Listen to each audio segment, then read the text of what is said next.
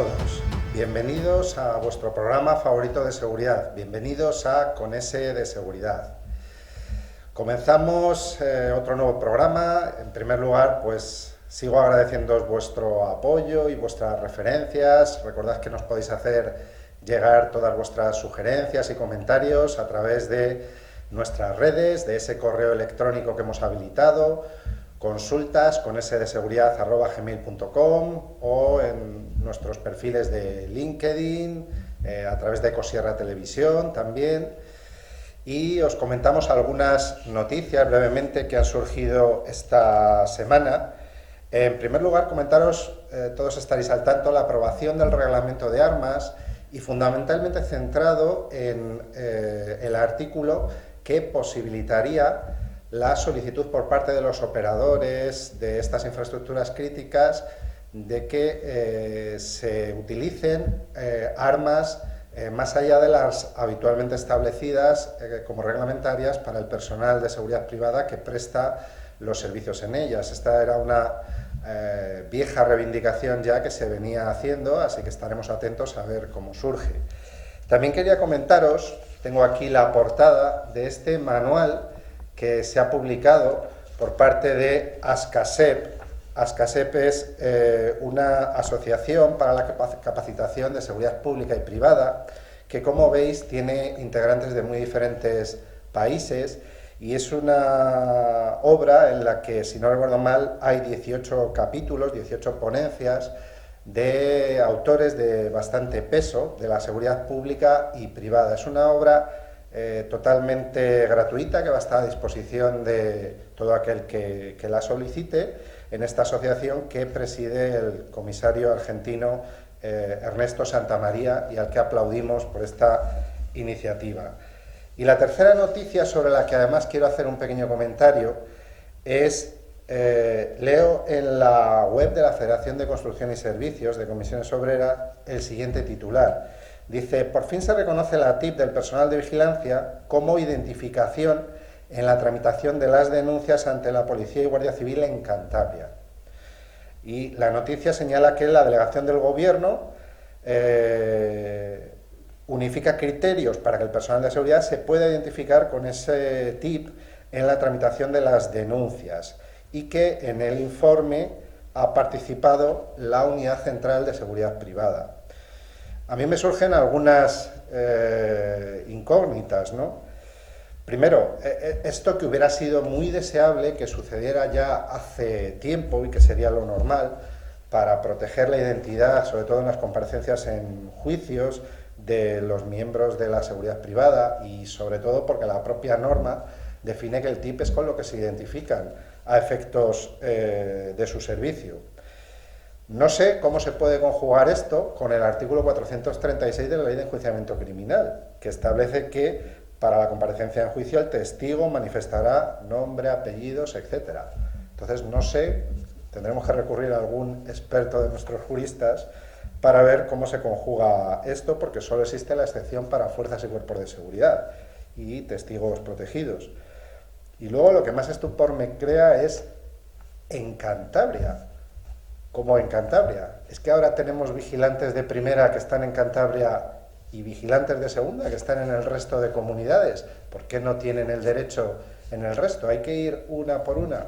Otra vez este problema que tenemos habitualmente en este país con los reinos de taifas que constituyen estas comunidades autónomas. Así que estaremos a la expectativa de todo ello, pero ahí quedan estos apuntes como sana crítica. Comenzamos. Bueno, hoy tenemos como uno de nuestros invitados a Agustín López Neira. Agustín, bienvenido. Bien hallado, bien hallado.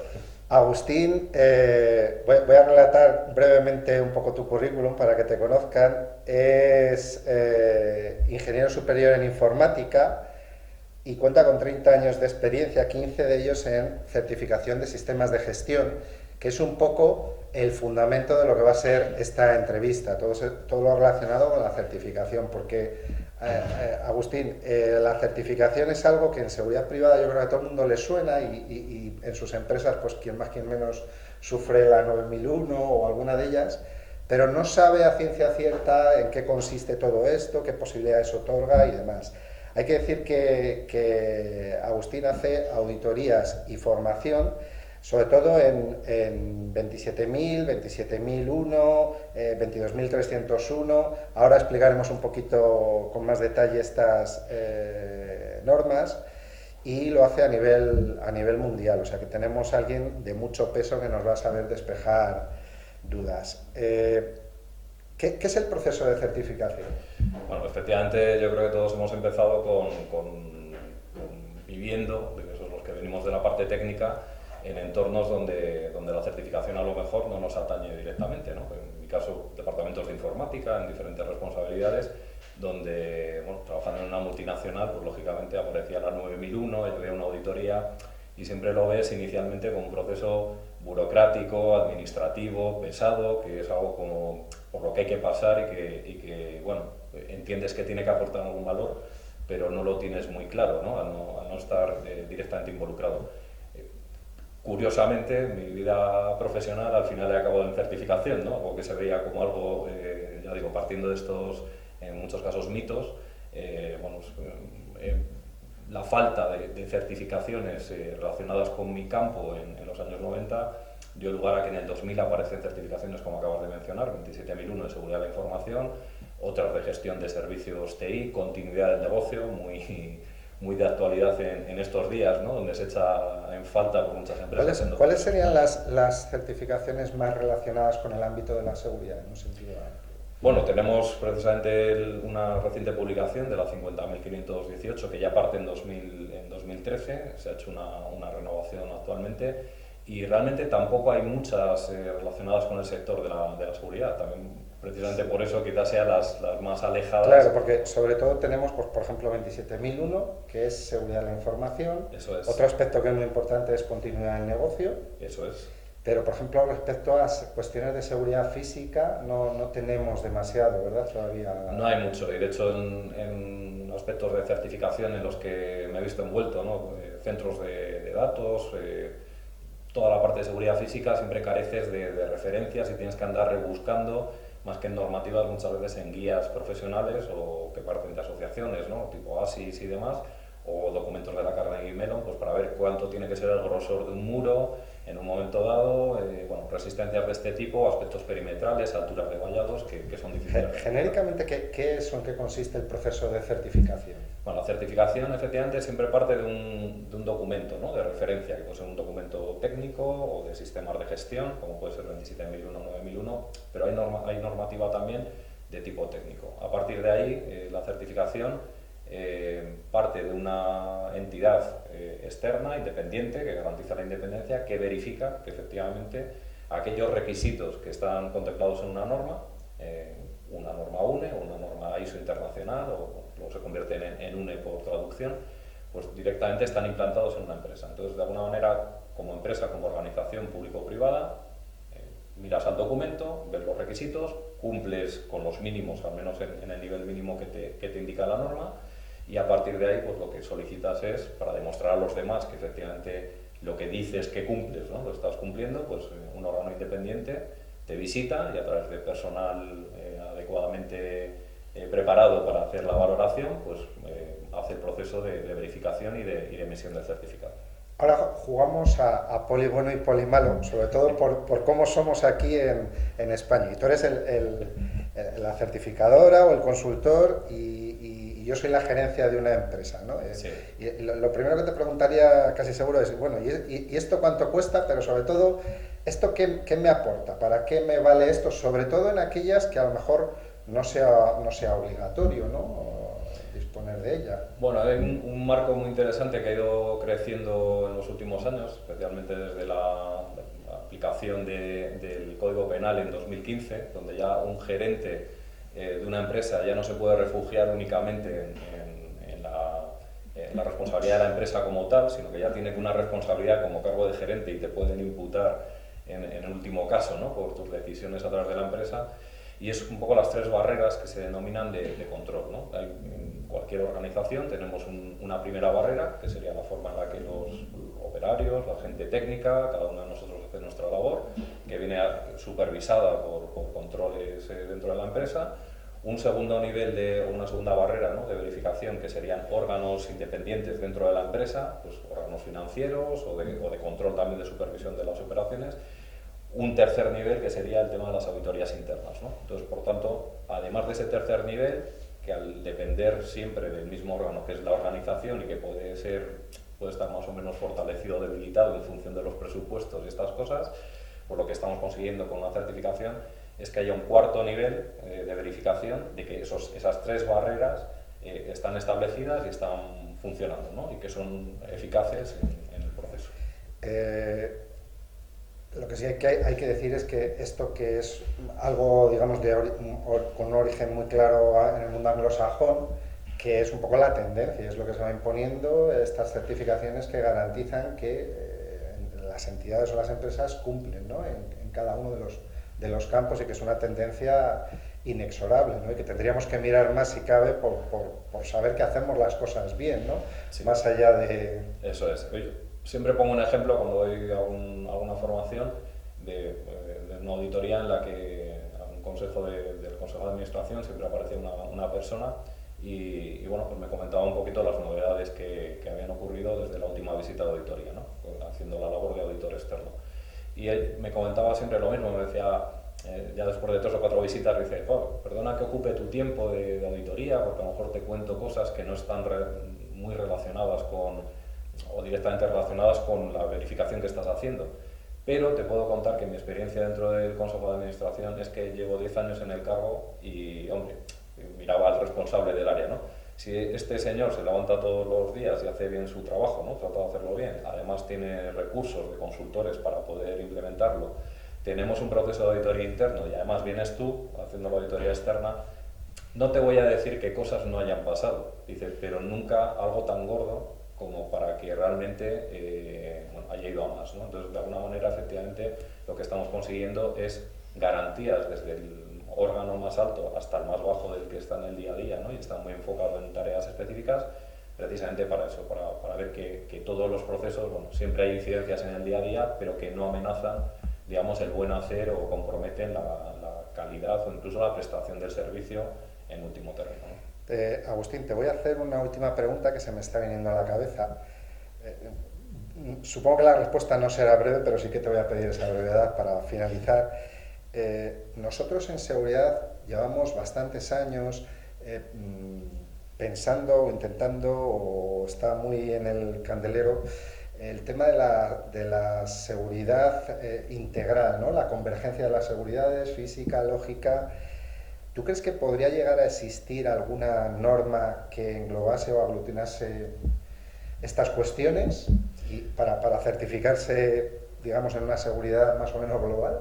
Mi opinión es que ese es el camino, efectivamente. Vamos, ya digo, desde el 2005 se publicó por primera vez la ISO 27001, muy enfocada a la seguridad de la información, pero estamos viendo que ya la seguridad de la información está implicada en cualquier aspecto también de la seguridad física, ¿no? Tenemos centrales de monitorización de alertas, ya tenemos dispositivos inteligentes, ¿no?, que todo es inteligente ahora, más o menos inteligente, pero tras la inteligencia hay unos procedimientos operativos que el personal tiene que supervisar, tiene que entenderlo. En definitiva, hemos visto que las normas convergen y también hemos visto también que en este sector lo que era en la parte de seguridad física, que tenía su propio responsable y que muchas veces tenía su ámbito, ¿no?, separado del de la seguridad más lógica. Mi experiencia personal es que en las grandes empresas ya en los últimos 5 años hay una convergencia a que haya un responsable de todas las áreas, digamos, o que remitan a un responsable único, un órgano, ¿no?, un comité, pero en definitiva que no vayan por separados. Se necesita una coordinación y esa coordinación también es lo que se denomina la defensa en capas, ¿no? Las capas de cebolla, bueno, pues un poco como las antiguas fortalezas medievales, donde para llegar al punto que se quiere atacar, ¿no?, por parte de los malos, hay que pasar por diferentes barreras y hay que buscar la conciliación y, digamos, los controles en esos dos mundos. Muy bien, pues te agradezco tu aportación con esa gran experiencia, Agustín, y bueno, pues te nombramos nuestro experto de cabecera en esta materia, así que seguiremos recurriendo a ti en próximos programas. Bueno, pues un placer, Nacho. Muchas gracias por la invitación y espero que la información sea de interés para todos. Muy bien. Hoy nos acompaña con S de Seguridad Joaquín del Toro. Joaquín, bienvenido. Encantado, buenos días. Es el responsable de seguridad de Sareb y tiene una larga trayectoria en la seguridad, primero en la seguridad pública y luego en la seguridad privada, donde ha desempeñado diferentes cargos de gestión. Es, además de director y jefe de seguridad, auditor jefe en la ISO 22301 sobre gestión de continuidad del negocio. Es diplomado en Relaciones Internacionales y en Liderazgo y Seguridad por la Fundación Rafael del Pino.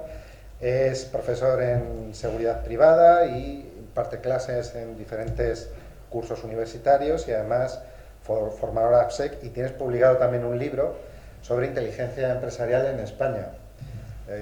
Otra eminencia que traemos a nuestro programa. Joaquín, sobre todo para empezar y centrarnos, que a lo mejor mucha gente no les suena el nombre, ¿qué es Sareb? Pues según los documentos, Sareb no deja de ser la sociedad de gestión de activos inmobiliarios procedentes de la reestructuración bancaria.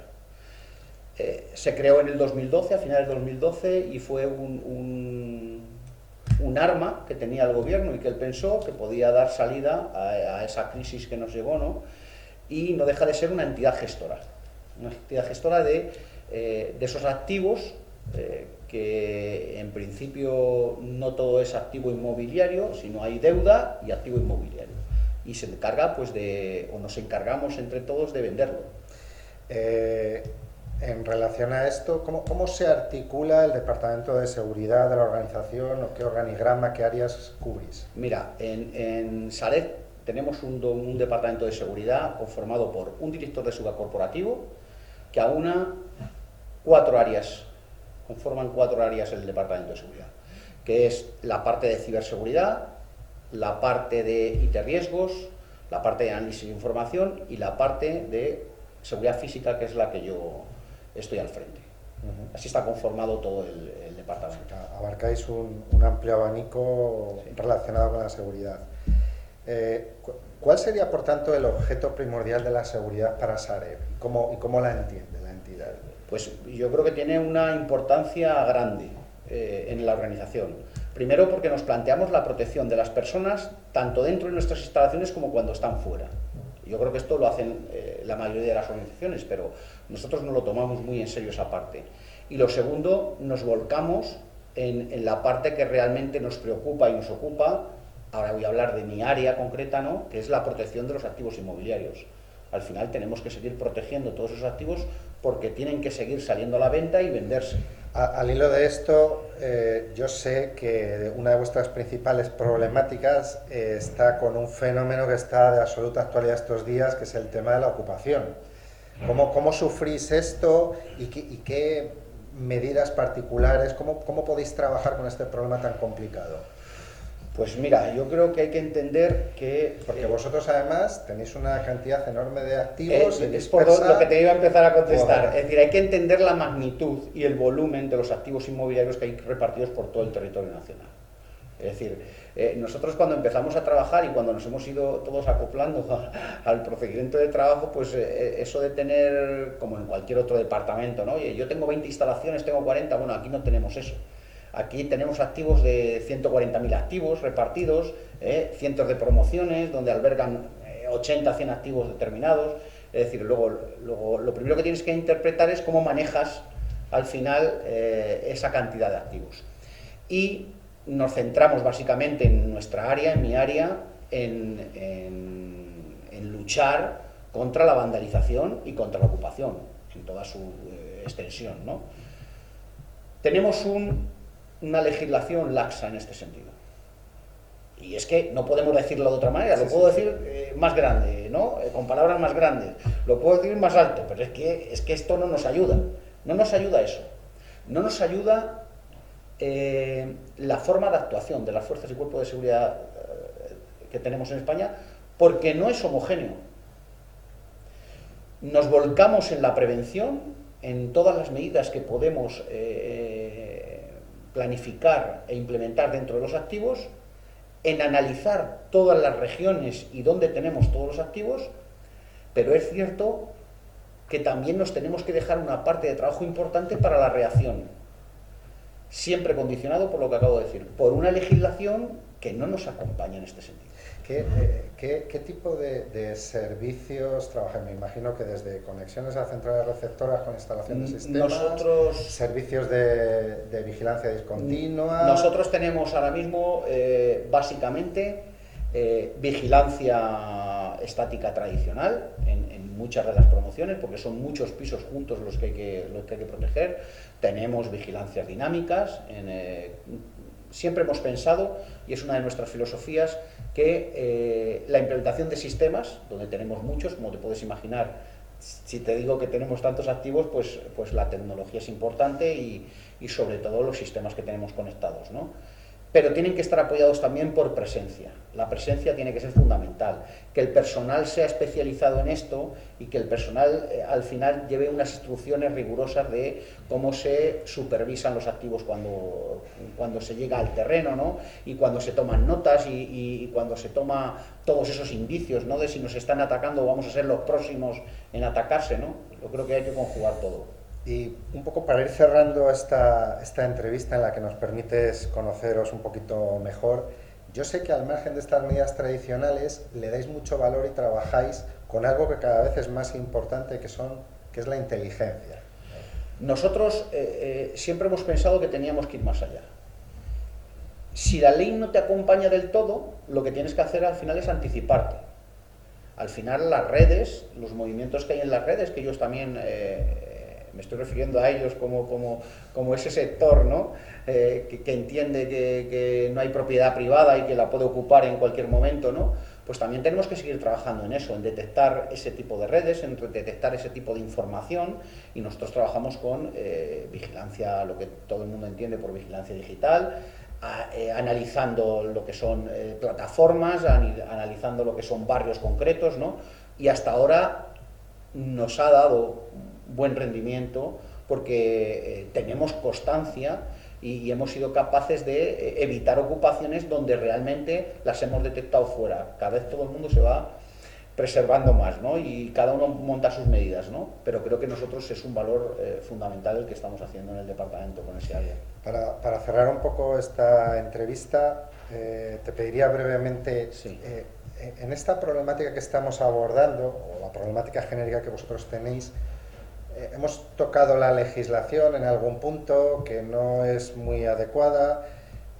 ¿Tú crees que a nivel, por ejemplo, de seguridad privada, tanto los servicios que hay como la normativa permiten que se haga una seguridad adecuada a estos entornos? ¿Cómo lo ves tú? Yo creo que tenemos un problema con la ley de seguridad privada actual porque no viene acompañada del desarrollo de su reglamento. O sea, yo creo que ahí siempre tenemos... me decís todos lo mismo. Pero es que es una parte coja para poder desarrollar. Es decir, esta ley que nació anticipándose, ¿no? O adaptándose a los nuevos tiempos, lo que sí necesita es una complementariedad que tenía que tener en su desarrollo. Y realmente he utilizado esa palabra porque ha nacido con una filosofía de complementariedad entre la seguridad privada y la pública. Pero es que hay que terminar desarrollándolo. Y uno de los puntos que dije anteriormente, es que la unificación de actuaciones por parte de las fuerzas de seguridad las deberíamos de tener encima de la mesa. O sea, no queremos una actuación dependiendo del funcionario que asiste a una intervención. Sí, no, hemos visto casos, por ejemplo, de instrucciones de fiscalías concretas. Eso es. Sí, pero que al final es el juez el que decide. Pero en cuanto se entra a una vivienda, lo que no puede ser es cuando ya el juez lo diga. O sea, creo que todo esto, cuando me refiero al laxo, todos lo entendemos porque estamos viéndolo todos los días, es que realmente no tenemos una intervención inmediata, no tenemos un desalojo inmediato, como entendemos que debería de ser en la protección de la propiedad privada, porque no deja de ser eso en el fondo. Esta es una problemática que obviamente trasciende más allá de un departamento de seguridad y que es una problemática yo te diría, social. Haciendo hincapié en Sareb, ¿no? He dicho lo que dice el documento, ¿no? Pero en Sareb trabajan muchísimas personas para cumplir con un mandato, con un tiempo limitado. Hay un departamento de responsabilidad social corporativa que estudia y analiza los casos de vulnerabilidad, porque también los hay en la sociedad. Entonces eso es lo que no se entiende fuera, ¿no? Y entonces, por eso quizá desde nuestro departamento de seguridad, que luchamos día a día contra los ocupas, vemos el que realmente tiene una vulnerabilidad, y la empresa y la organización hace todo por ayudar y por colaborar con las diferentes instituciones, ¿de acuerdo? Y los que no lo son, por eso digo que atentan ante la propiedad privada, en definitiva, ¿no? Y solo un matiz, que creo que hablando de todas estas cosas es importante. Sareb no tiene y no gestiona un desalojo de una hipoteca que no se ha pagado. Ese no es el desalojo, no es el caso. Decíamos antes de la inteligencia. ¿Tú sabes las veces que aparece en las noticias Sareb y no es el activo, no es de Sareb? ¿El desalojo no es de Sareb? O sea, el recurrente de las fake news, a nosotros nos atacan cada 2 por 3 en este sentido, ¿no? Lo primero tenemos que empezar a identificar, ¿no?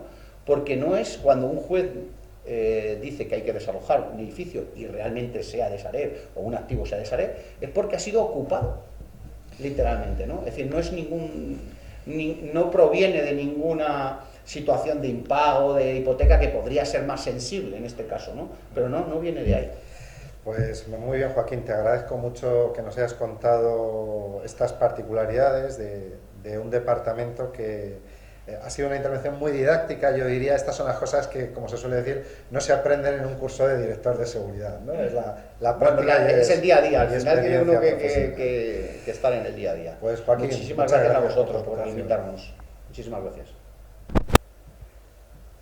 Hoy tenemos con nosotros en Conese de Seguridad a uno de los mayores expertos en tema de derecho de la seguridad, que es Óscar Tellez. Óscar, bienvenido. Gracias. Óscar es licenciado en Derecho, experto en Derecho de la Seguridad, como hemos dicho, es director y jefe de seguridad, ejerciente además en algunas entidades, es vocal de la Junta Directiva de ASIS, miembro del Comité de Organización de la OSAC y sobre todo hoy le tenemos aquí en su calidad de secretario de la Sociedad Española del Derecho de la Seguridad. Óscar, cuéntanos qué es la Sociedad Española del Derecho de la Seguridad.